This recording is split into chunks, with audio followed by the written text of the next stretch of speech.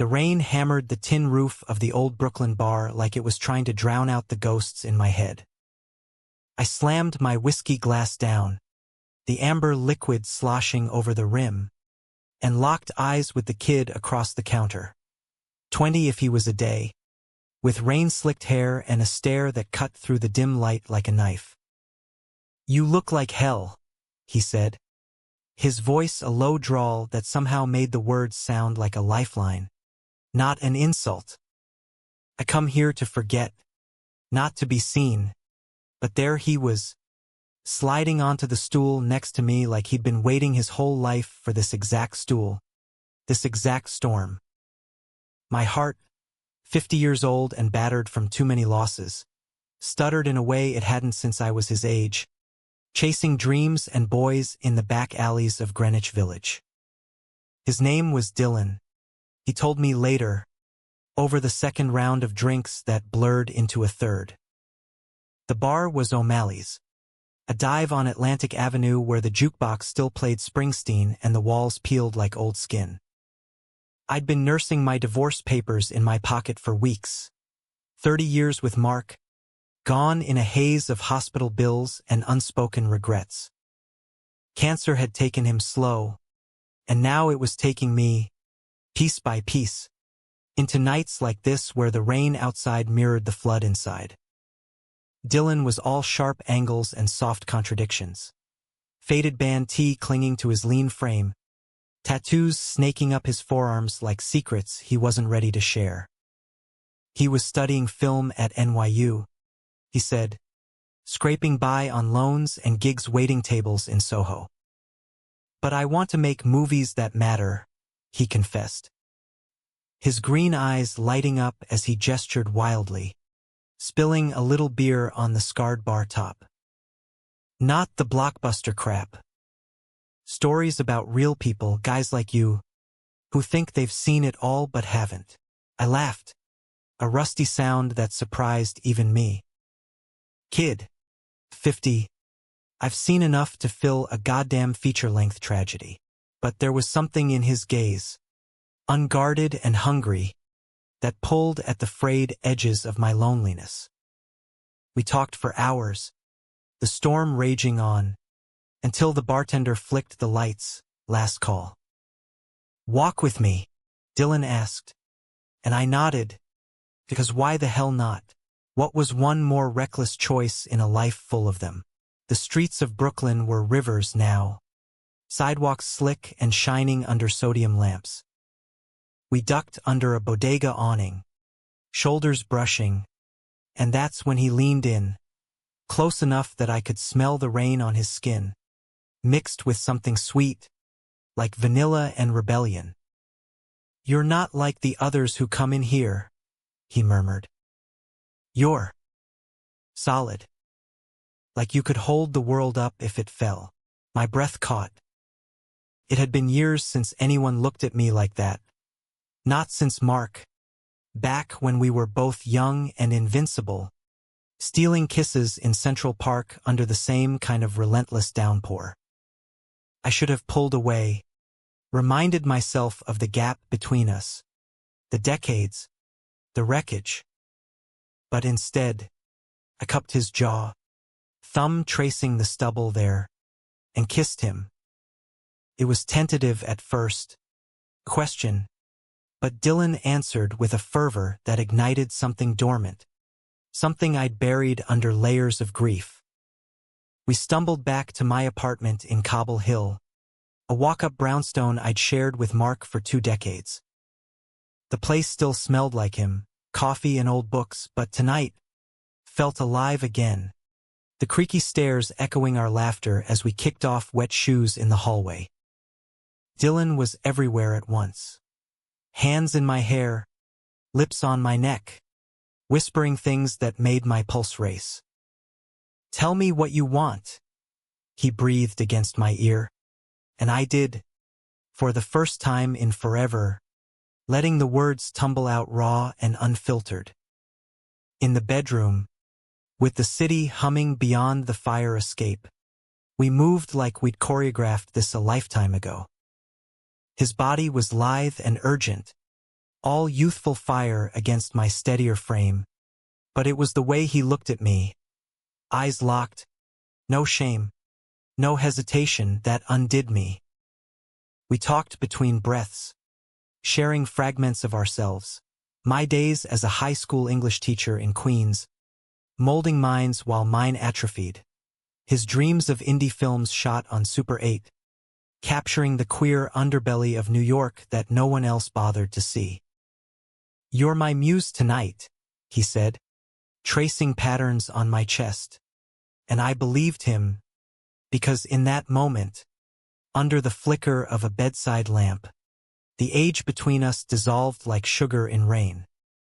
By dawn, as the storm broke into a hazy sunrise, we lay tangled in sheets that smelled of us now, not ghosts. Dylan propped on an elbow, studying me with that same intensity. "Last night.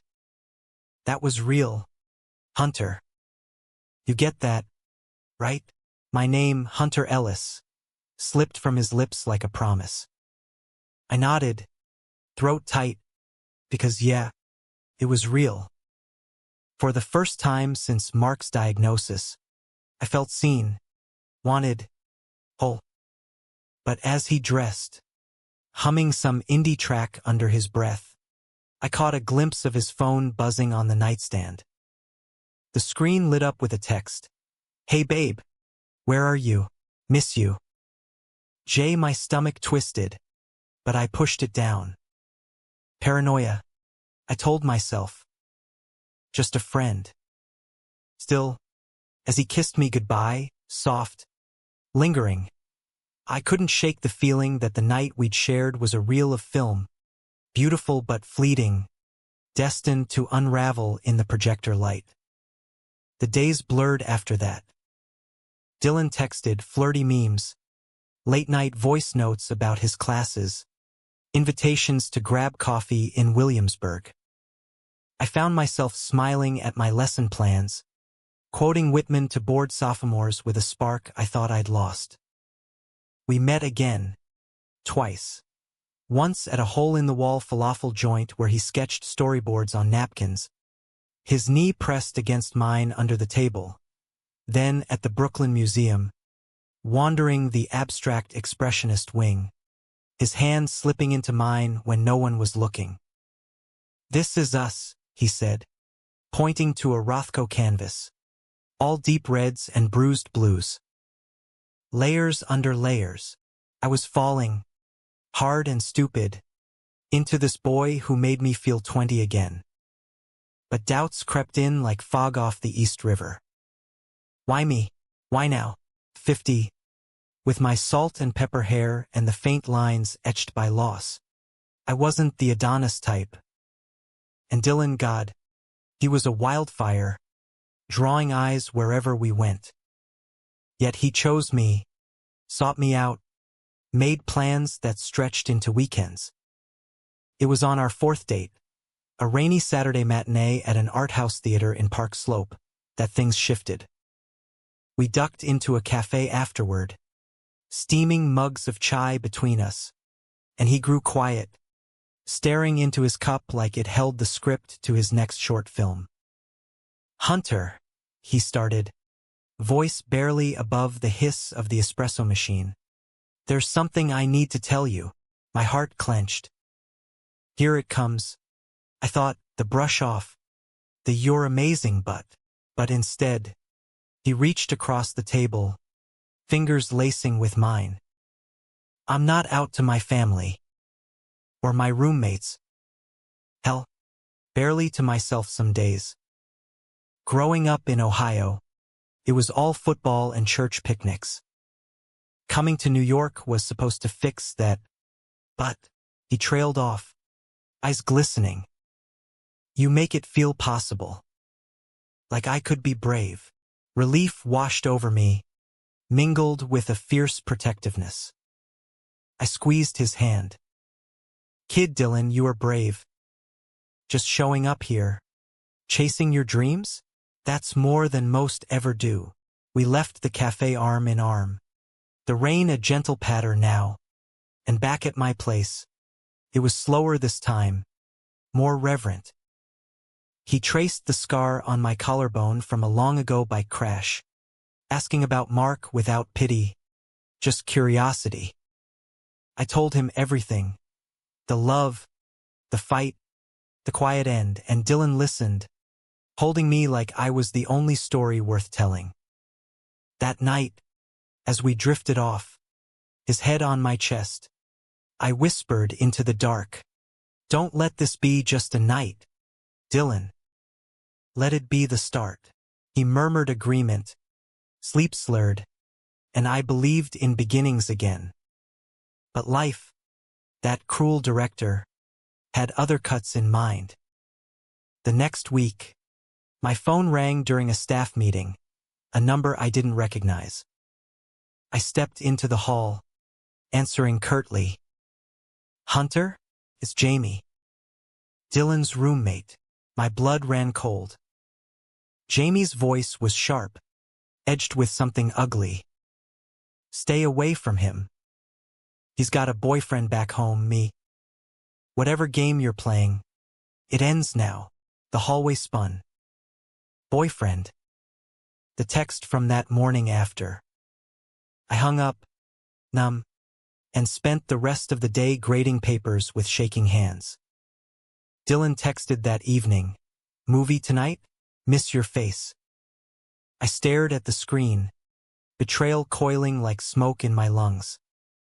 How could I have been so blind? A 50-year-old fool, seduced by a pretty lie. I didn't respond. Instead, I poured a drink, then another, the whiskey burning away the tenderness I'd let bloom. When he showed up at my door 2 days later, soaked from another storm, eyes wide with worry, I let him in, but only to shatter. "Jamie called," I said flatly, the words a guillotine. Dylan's face crumpled, color draining like ink in water. "Hunter, it's not God. It's complicated." He reached for me, but I stepped back, the chasm between us yawning wide. He spilled it then, Jamie, the high school sweetheart from Ohio, possessive and closeted, who refused to let go even after Dylan fled to New York. It was over months ago, I swear. But he won't accept it. And you're real. This is real. Tears streaked his cheeks, but mine stayed locked behind a wall of hurt. "Real? You let me think I was your first everything here. Your muse. And all along, there's him, lurking." The fight escalated, voices rising until neighbors banged on the walls. Dylan begged, I accused, and in the end, he left with a slammed door, the echo lingering like a bad cut in a film. Weeks passed in a gray haze. I threw myself into work, quoting Frost to kids who didn't care. 2 roads diverged in a yellow wood, but mine had led to thorns. Dylan stopped texting, vanished from my feeds. I told myself it was for the best. Spare myself the wreckage of loving someone half my age, with a life half written. Then, one crisp October evening, as leaves skittered across the promenade in Prospect Park, my phone buzzed with a video link. Dylan's short film, uploaded to Vimeo, echoes in the rain. I clicked play, heart pounding. It opened with a man in his 50s, me, unmistakable, staring out a rain-lashed window, then cut to a young lover's arrival, their night unfolding in grainy, poetic shots. No actors, just us, raw and real. The betrayal scene twisted into something beautiful. The older man, not broken, but awakened, choosing vulnerability over safety. The final frame froze on our foreheads touching, that rooftop dusk I'd forgotten until now. Text overlaid, for Hunter. One night became a lifetime. Tears blurred my vision as credits rolled. Dylan's name, dedicated to "The Man Who Taught Me Love Isn't Scripted." I found him the next day at a screening in the Village, the theater packed with aspiring filmmakers. He stood at the back, fidgeting, until our eyes met. The room faded. "You watched it?" he asked, voice small. Every frame. I stepped closer, the scent of rain and vanilla pulling me in. "It was unforgettable," he smiled, tentative, and I pulled him into a hug, the kind that says forgiveness without words. We walked out into the autumn chill, hands linked, the city unfolding like a new reel. 50. I thought my story was epilogue. But Dylan Brave, Broken Dylan, had given me a sequel, one where love defies the cuts. Winter crept into Brooklyn like an uninvited guest, frosting the brownstones and turning breaths to ghosts on the wind. Dylan and I navigated our fragile restart with the caution of bomb techs, coffee dates in sunlit diners, walks along the frozen canal where he'd point out ice skaters and whisper, "That's us next year," tumbling and laughing. I wanted to believe it, to let the warmth of his hand in mine melt the ice I'd built around my heart. But Jamie's shadow lingered, a villain in our off-screen drama, sending sporadic texts to Dylan that he'd show me with apologetic eyes. "Come home. This city's poisoning you." Dylan's family was the real anchor, though, staunch Ohio Catholics who'd shipped him off to NYU with prayers and tuition checks, oblivious to the son they raised now chasing boys and celluloid dreams. "They think I'm interning at a production company," he confessed one night, curled against me on the couch, a forgotten popcorn bowl between us as Brokeback Mountain flickered on the TV. "If they knew about us." His voice cracked, and I pulled him closer, kissing the crown of his head. "We'll cross that bridge when it burns," I murmured, channeling my inner Hemingway for stoic reassurance. But inside, doubt gnawed. 50. I'd learned love's price tag. Mark's illness had bankrupted us emotionally long before the finances crumbled. Could I afford another round, with a kid whose world was still spinning wild? Spring thawed us out, literally and otherwise. Dylan landed a spot in a student showcase, his film echoes earning buzz in indie circles.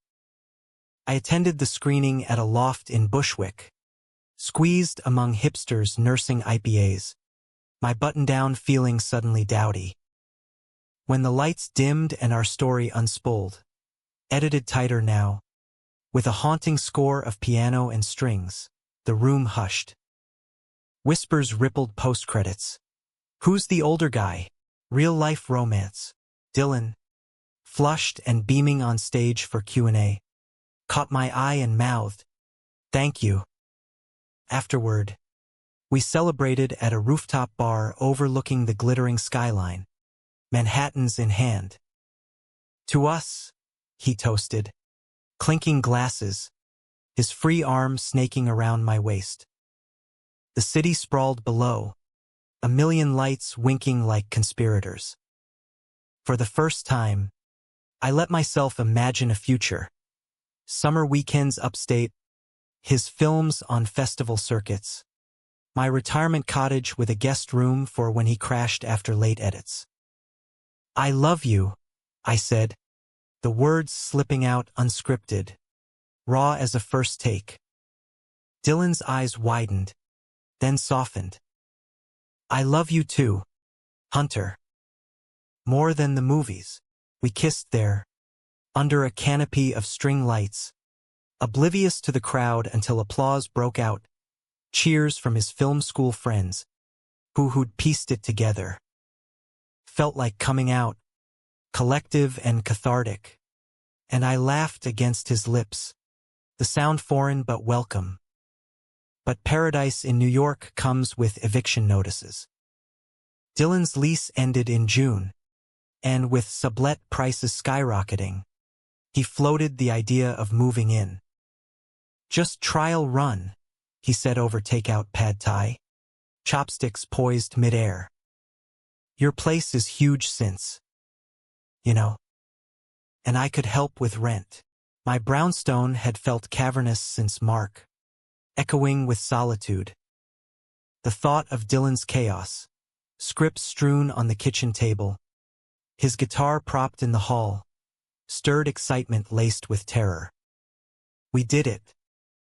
Boxes arrived in a flurry, dog-eared screenplays, a vintage projector, clothes that smelled like him. That first night, unpacking in the living room amid pizza boxes and vinyl records, we made love on the rug, slow, exploratory, like mapping new territory. Home, Dylan sighed afterward, head on my thigh, and I traced his tattoos, committing them to memory. A compass rose on his wrist, pointing nowhere and everywhere. Summer hummed with possibility. I took him to Coney Island, where we rode the cyclone until our stomachs ached, cotton candy melting on our tongues as the sun dipped into the bay. He filmed snippets on his phone, me devouring a hot dog, wind-whipped and grinning, and later edited them into a montage set to the National, texting it to me at work with heart emojis. My students noticed the change. Mr. Ellis, you look happy, one girl said, and I chalked it up to the weather, not the boy waiting at home with dinner simmering. Yet cracks spiderwebbed beneath the surface. Dylan's phone would buzz at odd hours, Jamie's name flashing like a warning light. He'd silence it, but the tension lingered, a third character in our scenes. He's just pissed I blocked him on everything else, Dylan assured me one muggy evening, as we grilled burgers on the tiny back patio. Won't take the hint, I nodded, flipping patties, but the smoke carried unease. The real fracture came in August, during a heat wave that turned the city into a steam bath. Dylan had a callback for an internship at a small production house in Tribeca, huge break, paid even. He left early, buzzing with nerves, kissing me sloppy at the door. Wish me luck, I did, watching him jog down the stoop, his backpack slung low. Hours later, my phone rang Dylan's name. Hunter? Pick me up? Something happened. His voice wobbled, and I was out the door, hailing a cab to the East Village address he rattled off. The building was a nondescript walk-up, graffiti-tagged and baking in the sun. Dylan waited on the steps, knees drawn up, face ashen. Bruises bloomed purple on his cheek, swelling his eye half shut. Jesus! Dylan, what the hell? I dropped to my knees, hands hovering, afraid to touch. He leaned into me, trembling. Jamie. He flew in, tracked me through a mutual friend. Showed up at the callback, made a scene, yelling about us, calling me names in front of everyone. Tears carved tracks through the dirt on his face. I told him to leave, and he hit me. Said I'd regret choosing you. Rage boiled up, hot and primal. I helped him to the cab, arm around his shoulders, murmuring nonsense about ice packs and lawyers. Back home, I cleaned him up in the bathroom, antiseptic stinging as he winced. I'm sorry, he kept repeating, like it was his fault. I should have told you he was escalating the texts. I thought I could handle it. We called the cops, filed a report, got a temporary order, but the damage was deeper than skin. That night, as he slept fitfully beside me, I lay awake, staring at the ceiling fan's lazy spin. 50. I promised myself no more saviors. But here I was, cradling this broken boy, wondering if love meant stitching wounds or walking away. The next days were a blur of doctor's visits and Dylan's canceled internship. The production house retracted the offer, citing drama. He withdrew, holing up with his laptop, editing obsessively. I'd find him at 3 a.m., eyes bloodshot, splicing footage of happier times. "I need to fix this," he'd say, not specifying what. I tried bridging the gap, cooking his favorite, lasagna with extra cheese, dragging him to rooftop yoga in McCarran Park, where he'd half-heartedly downward dog beside me. But the spark dimmed, replaced by a quiet resentment I couldn't name. Was it Jamie's ghost, or the mirror he held up to my own fears? One evening, as thunder rumbled prelude to another storm, I found his journal open on the coffee table, a leather-bound thing I'd bought him as a moving-in gift. Curiosity overrode manners. Pages filled with his looping script, dreams of Sundance, fears of failure, and us. Hunter's eyes crinkle when he laughs, like autumn leaves folding. But what if I'm just his rebound, a young fix for an old ache? My chest tightened. Further down, Jamie called again. Says he'll expose us to Mom and Dad if I don't come back. God, the shame. I snapped it shut, guilt flooding me. Snooping was low, even for a heartbroken widower.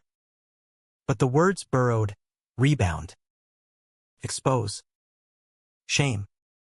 When Dylan emerged from the shower, towel around his waist, I confronted him gently. "The journal, I'm sorry. But Jamie?" Threats. He deflated, sinking onto the bed. "Yeah. He wants to out me." Leverage. Fresh tears. "I can't lose them, Hunter." Not yet. The fight was inevitable, a slow burn to explosion. "So what? You go back? Pretend this us was a phase?" My voice cracked, betraying the terror. Dylan shook his head, fierce. "No, but I need time. To come out on my terms. Time. The one thing age had taught me was cruel. I'm not a phase, Dylan. And neither is this." I stormed out, needing air, the humid night pressing like a judgment. We cooled off separately, me crashing at a colleague's in Queens, him bunkered in Brooklyn. Texts trickled, "Miss you." "Let's talk?" I agreed, because avoidance was Mark's mistake, the silence that festered. We met at our falafel spot, neutral ground. Dylan looked wrecked, thinner, shadows under his eyes, but his smile flickered when he saw me. I broke it off with Jamie. For good. Blocked, reported, everything. And I called my parents. Told them about the film, about school. About you. My fork paused midair. You what? Not all. Not yet. But enough. There's someone special that makes me happy. He grinned, sheepish. They were confused but supportive in their way. Relief crashed over me. We finished lunch laughing, planning therapy for him, couples counseling for us. Walking home, hand in hand, the city felt boundless again. But betrayal, that sly editor, had one more twist cued. Fall painted Brooklyn in fire, ginkgo leaves carpeting the sidewalks like confetti from a forgotten parade. Dylan and I rebuilt brick by tentative brick. Weekly check-ins with a therapist in Dumbo. Her office overlooking the bridge's steel skeleton. Movie nights where we'd critique plot holes over wine. His head in my lap. He started a new project. A documentary on queer elders in the village, interviewing men like me, their stories woven with jazz and AIDS-era defiance. "You're my anchor," he'd say, microphone in hand, and I'd quip, "Just don't make me look like a fossil on camera." My own world steadied too. Students thrived under my renewed vigor. One boy, shy and bookish, came out to me after class. Inspired by a guest speaker, I'd invited Dylan, screening clips from his film. "Thanks, Mr. E, for being, out and stuff." Pride swelled, a quiet victory in the war against invisibility. Yet undercurrents swirled. Dylan's calls home increased, laced with strain. "Mom's asking questions," he'd report, pacing the kitchen. "About the special someone." I dodged, but his Ohio roots pulled like gravity, especially with Thanksgiving looming, a family summons he couldn't ignore. "Come with me?" he asked one crisp morning, as we jogged along the promenade, Manhattan's towers piercing the horizon. I faltered, breath puffing white. "Meet the parents? 50 to your 20 might give your dad a coronary." Humor masked the fear, judgment, rejection, the stark reminder of our divide. Dylan stopped, turning me to face him, hands warm on my chilled arms. "You're not just some fling, Hunter. You're my partner. And they're trying." Sent me a pride flag sticker in my last care package. Awkward as hell. His eyes pleaded, green and earnest. "Please," against better judgment. I agreed. We booked flights to Columbus, my first Midwest jaunt since a disastrous conference in '98. The weeks prepping were a comedy of nerves. What to pack? Button-downs or tees? Dylan coached me on family lore, sisters' weddings, Dad's tool-shed empire, while I schooled him on small-talk sans politics. The flight was turbulence-free, but landing in Ohio felt like stepping into a Norman Rockwell painting gone slightly off-kilter. Flat fields dusted with frost, a rental car humming hymns on the radio. Dylan's childhood home was a split-level rancher in a cul-de-sac of similar boxes, American flags fluttering from porches. His mom, Linda, enveloped us at the door, apron dusted with flour, hug fierce and flowery. "Dylan's mystery man, we've heard." Bits. Her smile wobbled, but held. His dad, Tom, was gruffer, handshake bone crush, eyes appraising over a beer in the den. "So, teaching, huh? Kids these days soft." Dinner was pot roast and loaded questions, danced around with mashed potatoes. Dylan squeezed my knee under the table, a lifeline. That night, in the guest room with twin beds pushed together, he whispered, "See? Not so bad." We made love quietly, stifled gasps into pillows, the house creaking like it approved. Thanksgiving Day dawned crisp, turkey aromas wafting. Extended family arrived, aunts with Jell-O salads, cousins quizzing Dylan on that New York hustle. I played the charming outsider, reciting poetry at the kids' table, earning laughs.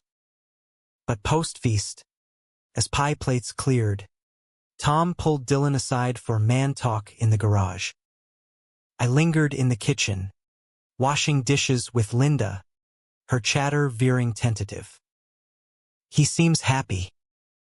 With you." A pause. Water running. "Just be gentle. He's our baby, still finding his way." I nodded, suds to my elbows. "I know. Believe me." But unease prickled. Tom's low rumble from the garage, Dylan's laugh forced. Later, snow flurried as we drove to a local bar for breathers. Dylan behind the wheel, me shotgun. "Dad's cool," he said, but his grip whitened on the wheel. The bar was dim, locals nursing drafts, a jukebox crooning Garth Brooks. Over wings, he cracked. He asked if we were serious. I said yes. Then he got quiet. Mentioned grandkids. Legacy shit. Dylan's voice hollowed. I get it, Hunter. The age thing, it's weird for them. For us, I wanted to ask, but swallowed it with bourbon. We left early. The drive home silent save for wipers slapping snow. Back in the guest room, tension crackled. It's nothing, he insisted, undressing. But as we lay side by side, the pushed-together beds feeling miles apart, I pressed. Talk to me, he sighed, staring at the ceiling fan. Dad said, maybe wait. On labels.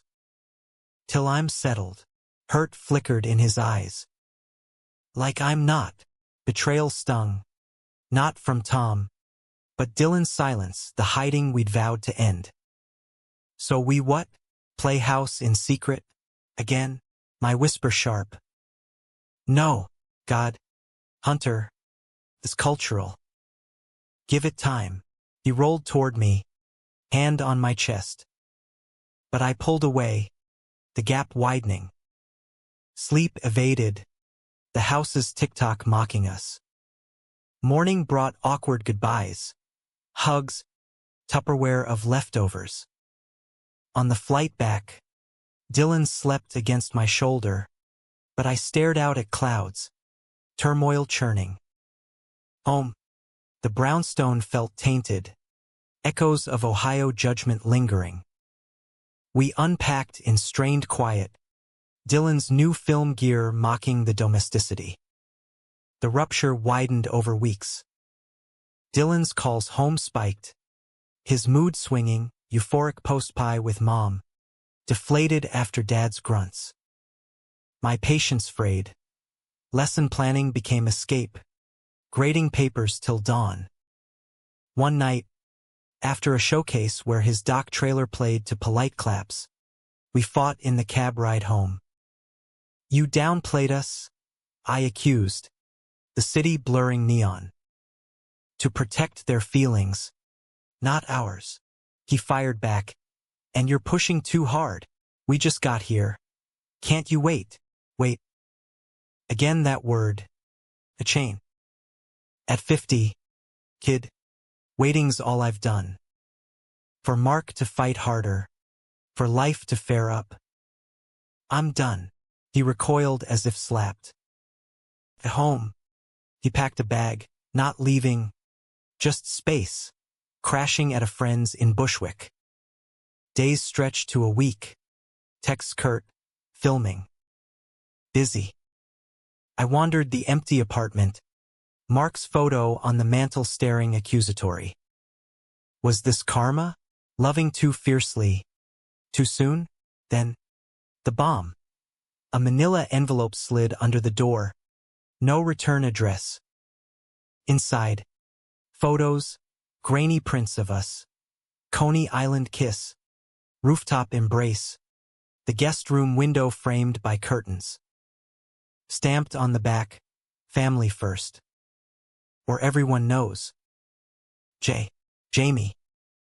The ghost resurrected. Venom in pixels. Panic surged. I called Dylan. Voicemail.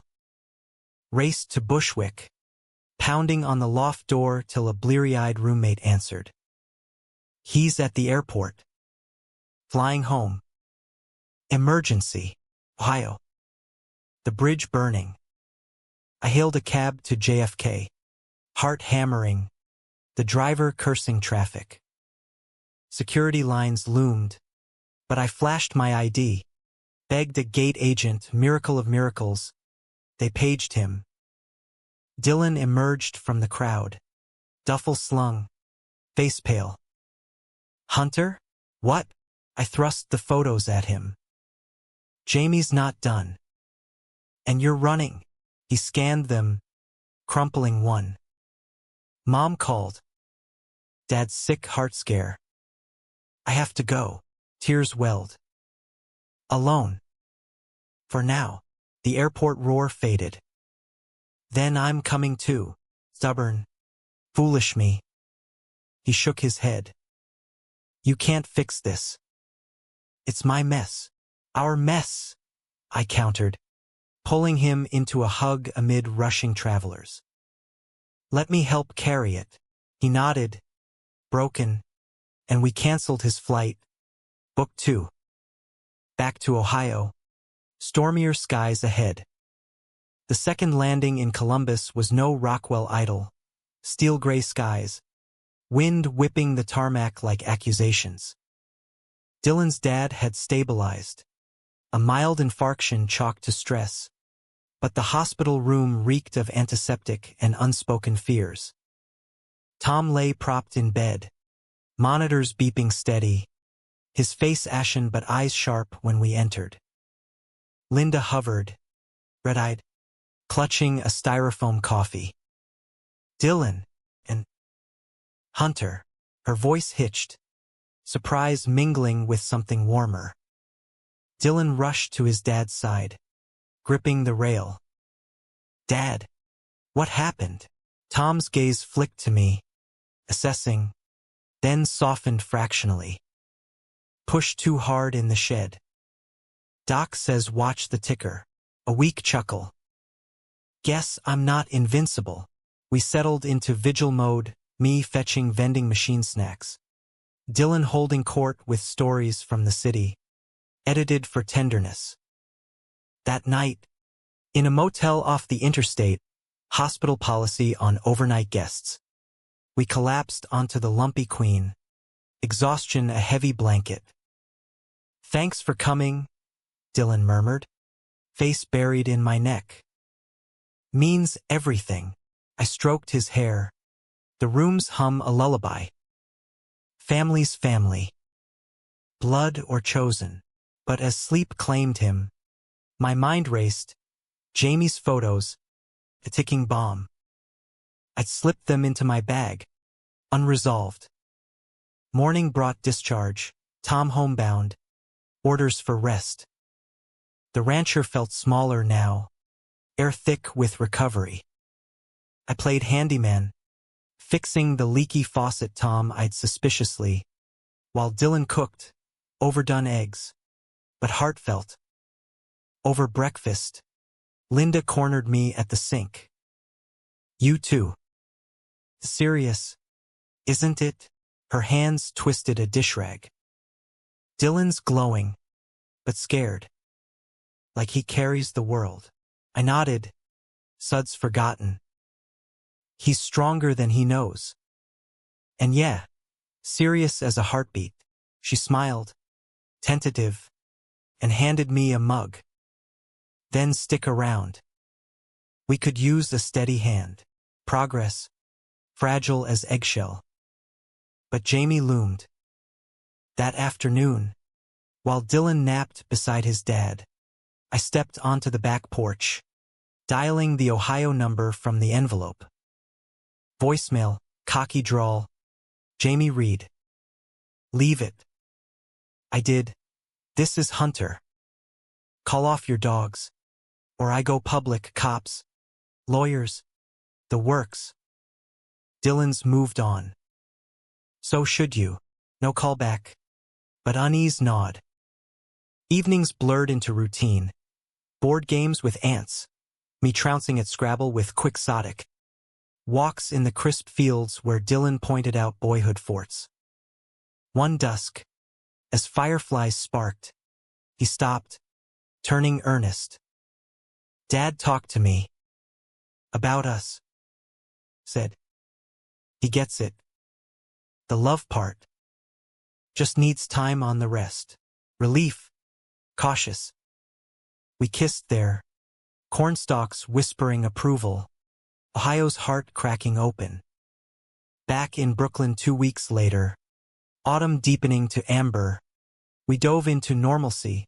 Dylan's doc gaining festival nods. My classes prepping for midterms. But the photos festered. I confided in a colleague, a no-nonsense history teacher who'd weathered his own coming-out wars. Restraining order, he advised over beers. Document everything.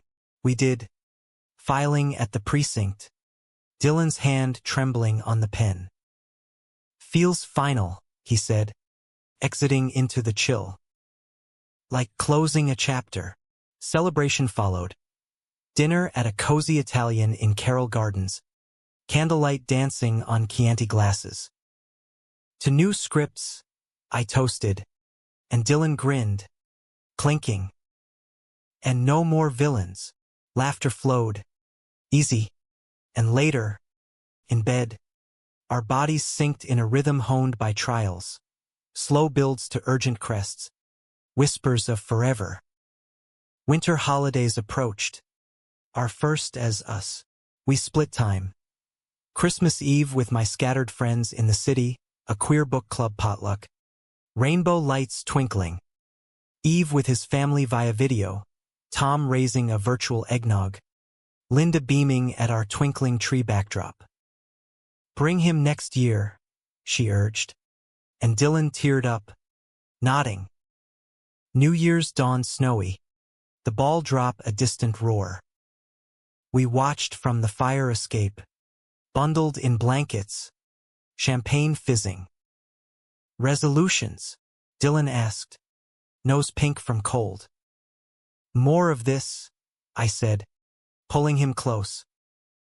Less fear. He nodded, but his eyes held shadows. Festival rejections piling up. Jamie's silence deafening. January brought the gut punch. Dylan's doc premiered at a small fest in Tribeca. Intimate venue. Critics milling. We dressed up. Me in a wool blazer. Him in slim chinos and that faded tee. Tie askew. The screening was magic. Stories of elders unfolding like tapestries. My interview a poignant anchor. Applause thundered. Q&A buzzed with praise. But post-reception, as we networked over hors d'oeuvres, a stranger approached, mid-30s, slick suit, Jamie's jawline in miniature. Great film, Dylan. Congrats. Venom dripped. Though the personal angle, bold. Especially after what your boyfriend shared. Dylan's fork clattered. What boyfriend? The man smirked, sliding a USB drive across the table. Ask Hunter. Or check the dark web. Jamie's got stories, screenshots, voicemails. Your little love nest? Exposed. He vanished into the crowd, leaving ice in our veins. In the cab home, silence screamed.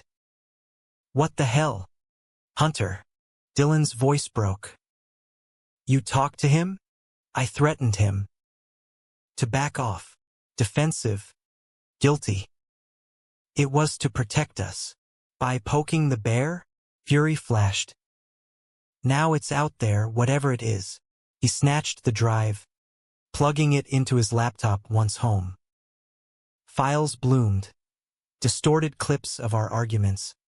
Cherry-picked texts painting me as obsessive. Dylan as reluctant. Worst, a fabricated email chain.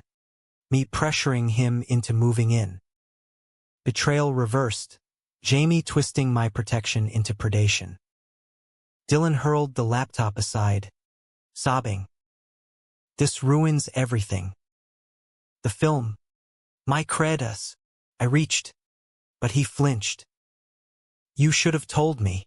The chasm yawned, wider than Ohio fields. He stormed to the spare room, his office, slamming the door. I paced the living room. Mark's photo mocking, you did this. Again. Hours ticked. Dawn grayed the windows. When I knocked. Soft. Dylan. Muffled. Go to work. I need space. School blurred. Kids' faces swimming. Bells tolling accusations. Evening brought no Dylan. A note on the counter, at friends. Don't call. Panic Claude. I texted, please. Let's fix this. Reply, how? You're the one who escalated. Guilt crushed. I'd meant to shield, but ignited the fuse. Days dragged, empty bed, his guitar silent. Colleagues noticed. I waved it off as flu. Inside, grief echoed Mark's last weeks. Helplessness, the slow bleed. On day 5, a package arrived, Dylan's key, wrapped in notebook paper. I love you, but trust shattered. Need to breathe. Shattered. The word eviscerated. I sank to the floor, tears hot. 50. Love was supposed to be steady, not this roller coaster. But Dylan, my wildfire, had taught me flames could warm or scorch. Rebuild or release, the choice loomed, raw as winter wind. February's bite softened to March thaw, Brooklyn streets puddling with meltwater that mirrored my muddled heart. Dylan vanished into radio silence. His socials frozen on a Tribeca post-screening selfie, smile strained. My arm blurred at his waist. I threw myself into survival extra tutoring sessions, where teens' dramas paled mine. Runs along the bridge at dawn, Manhattan spires judging my folly. Friends rallied, dinners laced with gentle probes. He'll come around. Hunt. Youth's impulsive, but nights hollowed me. The brownstone a mausoleum of memories. His script on the fridge, our intertwined mugs in the sink. I boxed his things gently, guitar to the closet, clothes folded in the spare, each item a scalpel twist. Therapy solo now. My counselor's voice calm. Betrayal's a teacher. Hunter. What's the lesson? Trust. I thought. Timing. Or maybe 50. Knowing when to let go. Whispers reached me via mutuals. Dylan holed up in a Bushwick squat, editing furiously, dodging calls. His film won a jury prize, email blast congratulating. Jimmy as inspiration. I replied, proud. Always. No response. Spring equinox brought a thaw in weather, if not me. Cherry blossoms dusted the park pink. Couples picnicking like we once did. I sat on our bench, feeding pigeons stale bread, when my phone buzzed, unknown number. Hunter? It's Linda. Dylan's mom. Alarm spiked.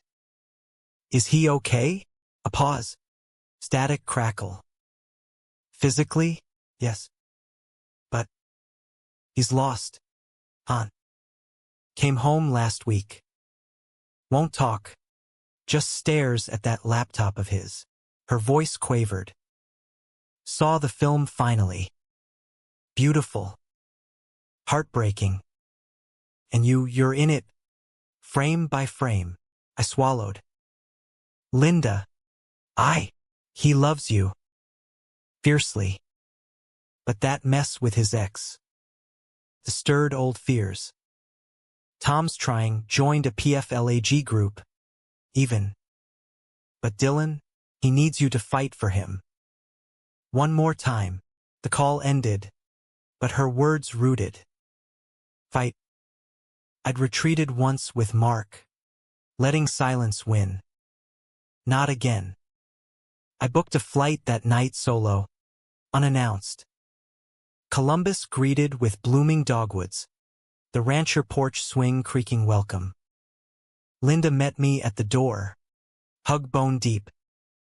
Upstairs. Be gentle. Dylan's room was time capsule. Posters of Scorsese and Spielberg, bed unmade. He sat cross-legged on the floor, laptop open to a stalled edit, our Coney Island montage, frozen on my laugh. He looked up, startled, thinner, stubble shadowing his jaw. Hunter? What the? Intervention, I said, sitting opposite, legs folding stiffly. From your mom. And me. Silence stretched. Thick. His eyes, those green storms, searched mine, wary. You shouldn't be here. After everything. Everything includes the good. Dylan. The nights that weren't just one. I pulled the photos from my jacket, crumpled now, but potent. Jamie won, if we let him. Twisting us into monsters. He snatched them, ripping strips. He sent more. To the fest jurors, my profs. Muddying the work, bitterness edged his voice. And your threats? It made him vicious. Guilt lanced. I was scared. Of losing you, raw admission. But hiding? That's losing too. He deflated, laptop clicking shut. I ran because it echoed Jamie. The control, the exposure. Thought if I pulled back, it'd stop hurting. Tears welled. But it hurts worse without you. The dam broke then, arms around each other, sobs mingling on the faded quilt. I'm sorry, we chorused, a duet of fractures mending. Hours unfolded. Confessions over cold pizza. Linda snuck up, his fears of inadequacy, my terror of outliving love. You're not a rebound, I insisted. You're the rewrite I didn't know I needed. Dawn crept, Tom knocking tentatively. Breakfast. And talk. We descended. Awkward trio at first, coffee steaming, words halting. Tom cleared his throat. Saw the news. That piece of work. Wish I'd punched him myself. Gruff, but genuine. You too. Stick. Like good tools. Linda teared up. Dylan squeezed my hand. Progress. Patchwork. Back in New York days later, together, tentative, we faced the fallout head-on. Lawyers looped in. Cease and desist firing at Jamie, who slunk silent, cowed. Dylan's film rescreened at a larger fest. Clean vindication. Standing ovation with us hand in hand in the aisle. Critics raved. A tender elegy to unlikely loves. Raw as Brooklyn rain. Summer bloomed full. Our rhythm rediscovered. Weekends at Fire Island. Borrowed beach house where waves lapped lazy. Bodies sun-kissed and free. Dylan directed his first paid gig. A queer rom-com short. Me cameo as the wise mentor. Typecast. I joked on set, but his kiss silenced. Anniversary marked a year. That stormy bar night. We returned to O'Malley's. Jukebox crooning Springsteen. Rain pattering tin. To unforgettable nights. Dylan toasted. I's a light. And the lives they build. 51 now. I watched him, 21. Wildfire tamed but fierce, and marveled. Betrayal had scarred. Conflict cleaved. But from ruins rose something human. Flawed. Forgiving love. Not scripted perfection, but American grit. Two roads converged in a brownstone, diverging stronger. We walked home through downpour, umbrellas forgotten, laughter bubbling. In the doorway, soaked and alive, he pulled me close. Ready for the sequel? Always, I whispered. Fade to credits? Hell no. Roll tape.